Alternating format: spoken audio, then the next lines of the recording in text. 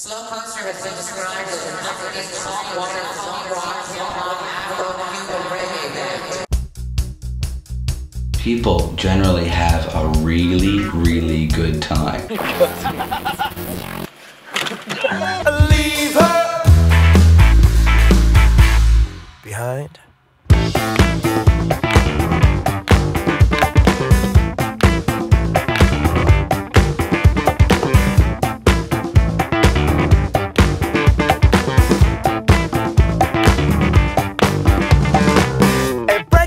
It bends, my foes and my friends. The means justify the end, cause I'm already thinking of leaving.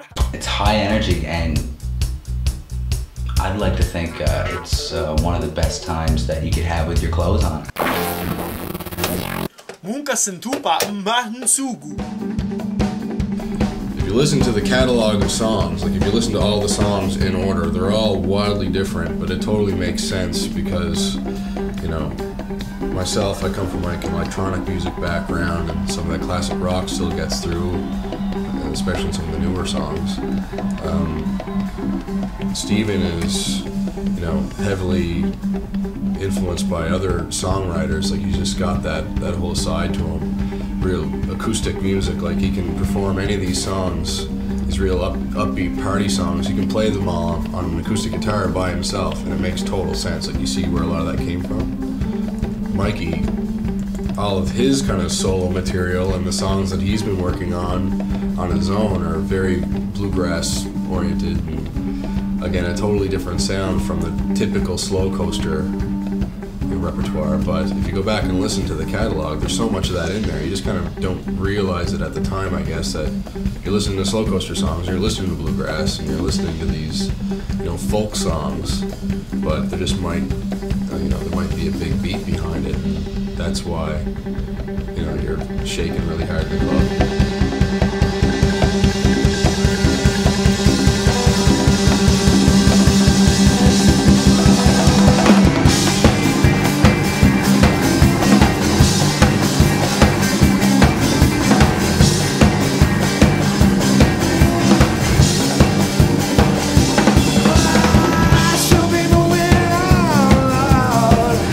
It's almost like our fans are kind of family. Of course I love Slowcoaster. I've listened to it since I was like 15. Strip down into your boxers and go dancing. You'll probably understand. Slowcoaster is to people as milk and cookies is to Santa. Slowcoaster blew my mind. And make everyone go wild. And I ran to the bathroom, and I spent the rest of the night vomiting. But it was Steve McDougall from Slowcoaster who came in and tended to me throughout the night.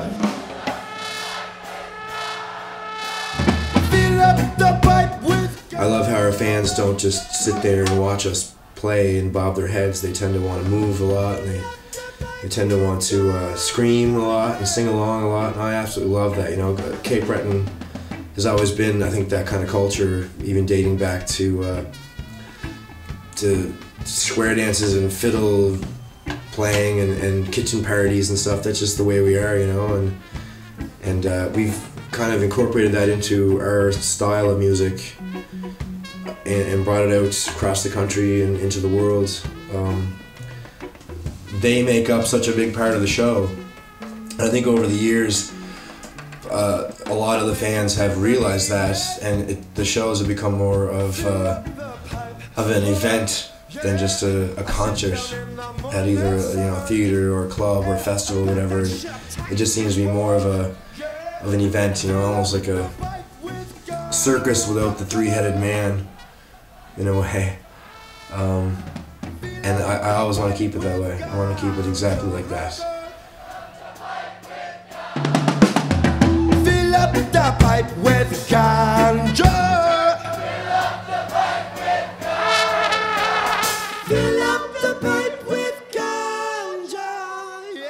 The road is very fun, but the road is long.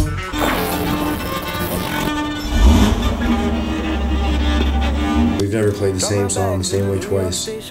We've never played the same set twice. And this has got to be pushing 750, 800 shows by now or something, so keeps us pretty happy and on our toes and excited about the music. And we're always creating, we're always writing.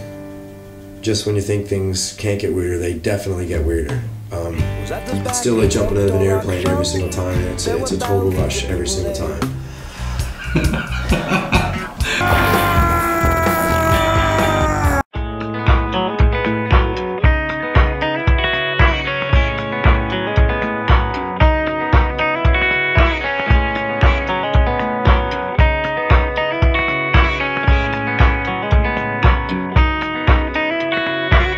We dance a treadmill of a sidewalk in some nondescript town.